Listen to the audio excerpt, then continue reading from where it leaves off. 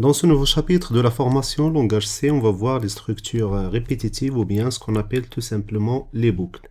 Alors on a vu dans les chapitres précédents les structures dites alternatives ou bien ce qu'on appelle les conditions. On a vu les if-else, les if-else imbriqués et l'instruction switch. Et maintenant on va voir les structures répétitives comme j'ai dit ou bien ce qu'on appelle les boucles. Alors il existe trois types de boucles. Il y a la boucle for, la boucle while et la boucle do while.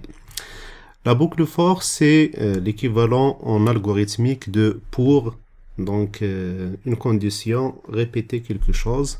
While, c'est l'équivalent de tant que, et do while, c'est faire tant que. Alors, je tiens à vous informer aussi que for et while, ils ont le même mécanisme, d'accord? Mais do while est différente des deux et je vais vous montrer bien sûr en quoi il est différente. Alors c'est parti, on commence donc par ce premier chapitre de la boucle for. Un autre chapitre est dédié à while, d'accord, et un autre à do while. Et dans chaque chapitre, on verra un exercice pour pratiquer. Alors c'est parti pour la boucle for, voici la syntaxe. On dit for, on ouvre les parenthèses, expression 1, point virgule, expression 2, point virgule, expression 3. Et entre accolades, les instructions. Bien sûr, je parle des accolades uniquement si j'ai ici deux ou plusieurs instructions. Mais s'il s'agit d'une seule instruction à effectuer, donc inutile d'utiliser les accolades.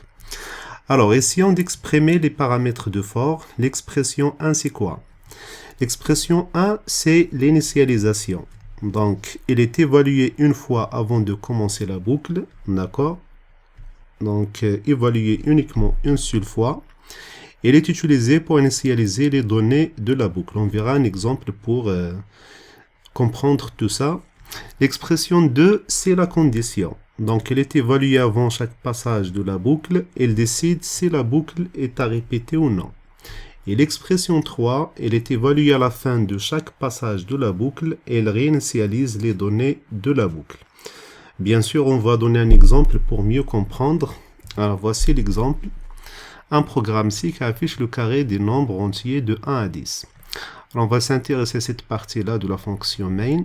On a ici un entier déclaré I.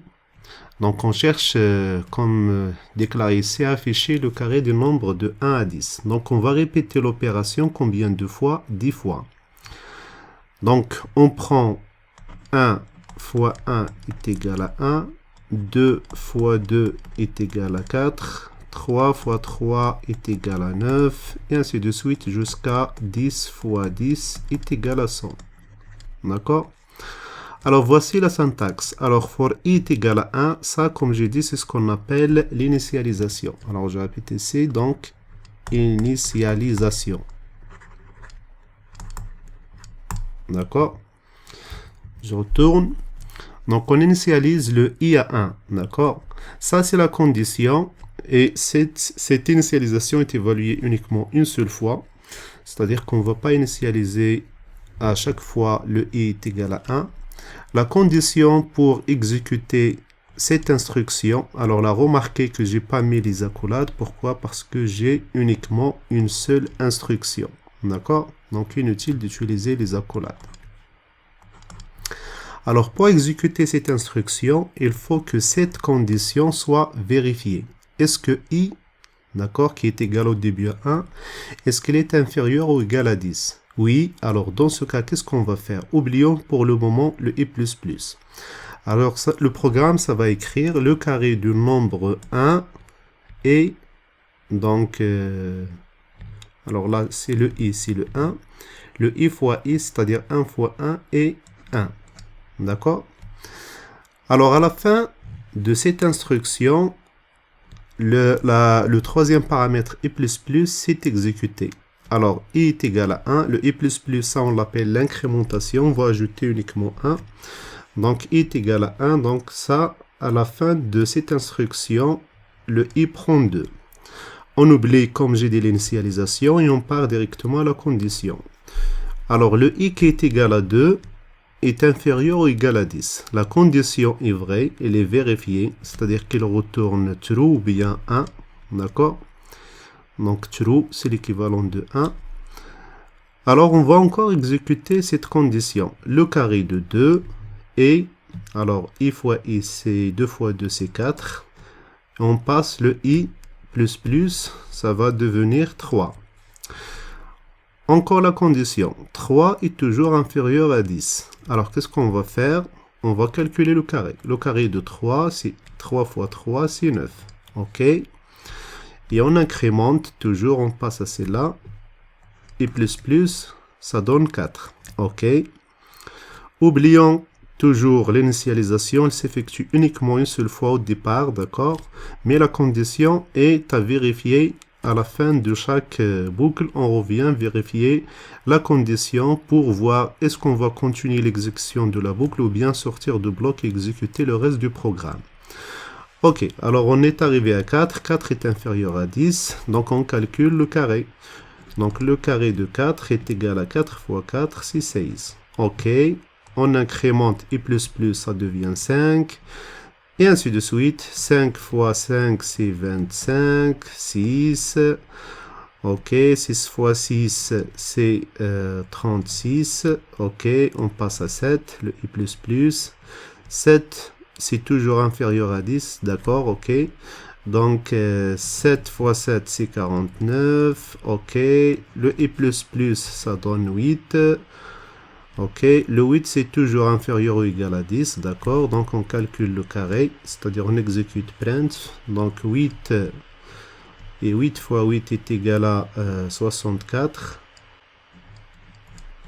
Ok, on passe à 9, est-ce que 9 est inférieur ou égal?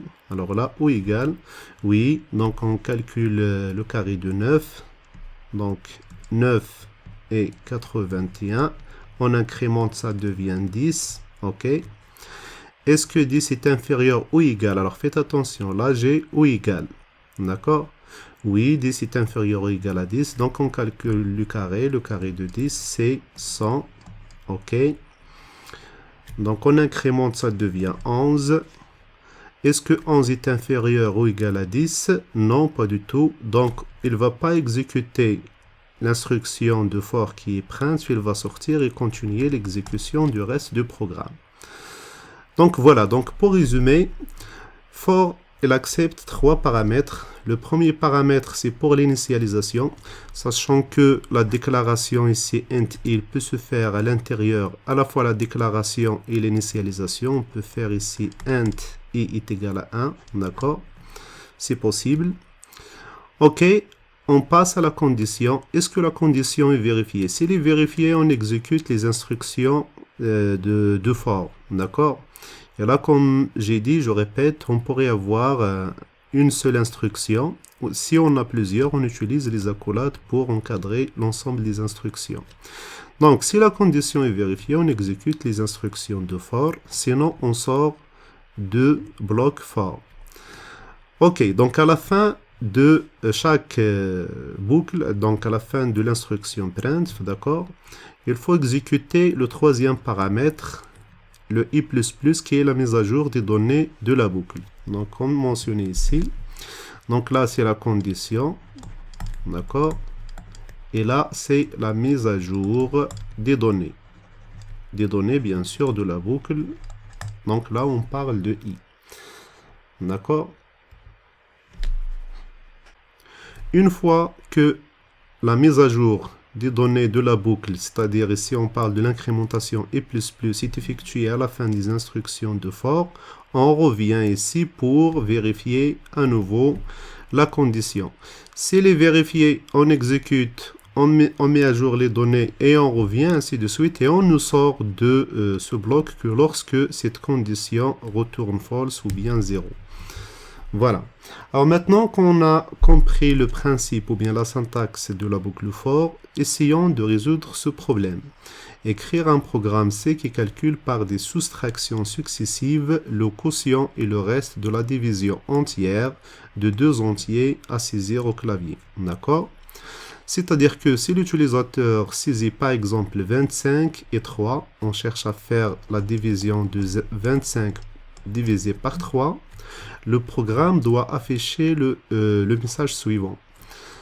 Donc le message affiché par le programme c'est 25/3 qui veut dire divisé est égal à 8, d'accord, et le reste comme mentionné ici. Et le reste, c'est 1.